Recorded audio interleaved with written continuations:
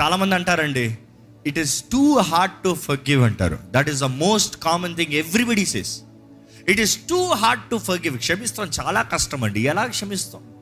వారు అంత పెద్ద పని చేసిన తర్వాత, అంత కీడు చేసిన తర్వాత, అంత నష్టం చేసిన తర్వాత, అంత పెద్ద తప్పు చేసిన తర్వాత ఎలాగ క్షమిస్తాము? తప్పు చేయనోడిని క్షమించాల్సిన అవసరం ఉందా? కీడు చేయనోడిని క్షమించాల్సిన అవసరం ఉందా? తిట్టనోడిని క్షమించాల్సిన అవసరం ఉందా? అసలు క్షమించు అన్న మాటకి అర్థం ఏంటి? వాడు ఏదో తప్పు, పొరపాటు, కీడు ఏదో ఒకటి చేశాడు, చేయకూడదు నీకు విరోధంగా చేశాడు కాబట్టే నువ్వు క్షమించాలి. దేవుడు మనల్ని క్షమిస్తున్నాడు అన్నదప్పుడు మనం మంచోళ్ళం కాబట్టి మనం క్షమిస్తున్నాడా? పాపులను కాబట్టి క్షమిస్తున్నాడండి. అపవాది తంత్రాలు ఏంటంటే, అనేక సార్లు మన హృదయాల్లో, మన జీవితాల్లో మనలో దూరి మనల్ని దాడి చేస్తానికి వాడి ఎంట్రీ చాలా ఈజీ అంట.